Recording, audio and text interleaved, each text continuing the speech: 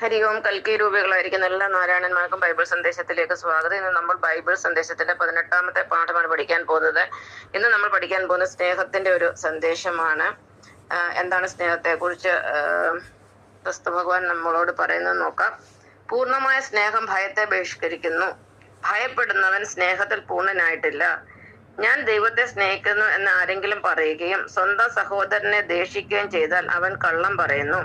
കാരണം കാണപ്പെടുന്ന സഹോദരനെ സ്നേഹിക്കാത്തവന് കാണപ്പെടാത്ത ദൈവത്തെ സ്നേഹിക്കാൻ സാധിക്കുകയില്ല. വളരെ മനോഹരമായ, വളരെ അർത്ഥവത്തായ ഒരു സന്ദേശമാണിത്. ഇത് നമ്മുടെ ഇന്നത്തെ കാലഘട്ടത്തിൽ എന്തുകൊണ്ട് ഇത് യോജിച്ച ഒരു സന്ദേശമാണ്. ഇതിൽ ഒന്നാമത്തെ പോയിന്റ് എന്ന് പറയുന്നത് പൂർണ്ണമായ സ്നേഹം ഭയത്തെ ബഹിഷ്കരിക്കുന്നു. പൂർണ്ണമായ സ്നേഹം എന്ന് പറഞ്ഞാൽ ഭക്തിയാണ്.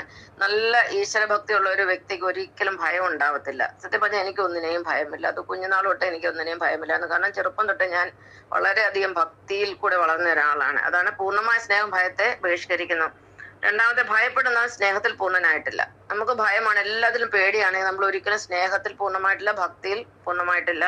ഞാൻ ദൈവത്തെ സ്നേഹിക്കുന്നെന്ന് ആരെങ്കിലും പറയുകയും, ഒരാൾ പറയാണ് ഞാൻ ദൈവത്തിനെ അങ്ങ് സ്നേഹിക്കുകയാണ്, എന്നിട്ട് സ്വന്തം സഹോദരനെ ദ്വേഷിക്കുകയും ചെയ്താൽ അവൻ കള്ളം പറയുന്നു. നമ്മുടെ കൺമുന്നിലിരിക്കുന്ന സഹോദരനെ ദ്വേഷിക്കുകയാണ്, എന്നിട്ട് പറയാം ഞാൻ ദൈവത്തെ സ്നേഹിക്കുന്നെന്ന്. നമ്മൾ ദൈവത്തെ സ്നേഹിക്കുകയാണ്, സകലത്തിനെ സ്നേഹിക്കണം. ദൈവത്തിന്റെ സൃഷ്ടികളായിട്ട് എന്തൊക്കെ നമ്മുടെ മുന്നിലുണ്ട് അവയെല്ലാം നമ്മൾ സ്നേഹിക്കണം. പിന്നെ മറ്റൊരു കാരണം, കാണപ്പെടുന്ന സഹോദരനെ സ്നേഹിക്കാത്തവന് കാണപ്പെടാത്ത ദൈവത്തെ സ്നേഹിക്കാൻ സാധിക്കില്ല. നമ്മുടെ കൺമുന്നിലിരിക്കുന്നതാണ് നമ്മുടെ സഹോദരൻ. സഹോദരൻ എന്തെങ്കിലും ആവശ്യം പറയാണ്, എനിക്ക് ഒരു ഗ്ലാസ് വെള്ളം എടുത്തോ, അല്ലെങ്കിൽ എനിക്കിതിന് പൈസയ്ക്ക് ആവശ്യമുണ്ട്, അപ്പോഴൊക്കെ നമ്മൾ മുഖം തിരിക്കുകയാണെങ്കിൽ അതിന്റെ അർത്ഥം എന്താണ്? നമുക്ക് അവരോട് സ്നേഹമില്ല.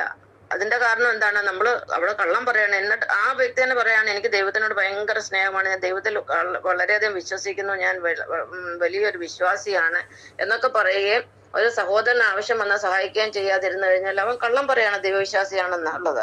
കാരണം ദൈവം എന്ന് പറഞ്ഞാൽ സ്നേഹമാണ്, കരുണയാണ്, സത്യമാണ്, ധർമ്മമാണ്, ദാനമാണ്, പിന്നെ അതുപോലെ ഭൂതതയാണ്. അങ്ങനെ പല പല ഗുണങ്ങളാണ് ഈശ്വരൻ എന്ന് പറയുന്നത്. അപ്പൊ ഈ ഈശ്വരനെ നമ്മൾ അല്ലെങ്കിൽ ദൈവത്തിനെ നമ്മൾ സ്നേഹിക്കുകയാണെങ്കിൽ നമ്മൾ മറ്റുള്ളവരെ സഹായിക്കാൻ, മറ്റുള്ളവരുടെ ബുദ്ധിമുട്ടുകളൊക്കെ നമ്മൾ അറിയാൻ ശ്രമിക്കണം. അല്ല ചുമ്മാ ദൈവത്തിനെ സ്നേഹിക്കാന്ന് പറഞ്ഞ് എല്ലാവരുടെയും മുന്നിൽ മുഖം തിരിച്ച് നടക്കുക, സ്വന്തം സഹോദരന് പോലും ഒരു ഉപകാരം ചെയ്യത്തില്ല, പിന്നെ നമ്മൾ ദൈവത്തെ സ്നേഹിക്കുന്നത് പറയുന്നതുകൊണ്ട് എന്തർത്ഥമാണുള്ളത്? ഓരോ അർത്ഥവുമില്ല. അപ്പം കൺമുന്നിലിരിക്കുന്നവരെ സ്നേഹിച്ചുകൊണ്ട് വേണം നമ്മൾ കാണാമറത്തിരിക്കുന്ന ദൈവത്തെ സ്നേഹിക്കാൻ. അല്ലാതെ ഒരിക്കലും ആ ഒരു സ്നേഹം പൂർണ്ണമാവുകയില്ല. ഇവിടെ നമുക്ക് സ്നേഹത്തെ കുറിച്ച് അല്പം കൂടി പഠിക്കാനുണ്ട്. സ്നേഹത്തിന് വിവിധ തലങ്ങളുണ്ട്. അത് ഭക്തി, പ്രേമം, പ്രണയം, വാത്സല്യം എന്നിവയാണ്. ഇതാണ് ഇന്നത്തെ പാഠം. നന്ദി, നമസ്കാരം.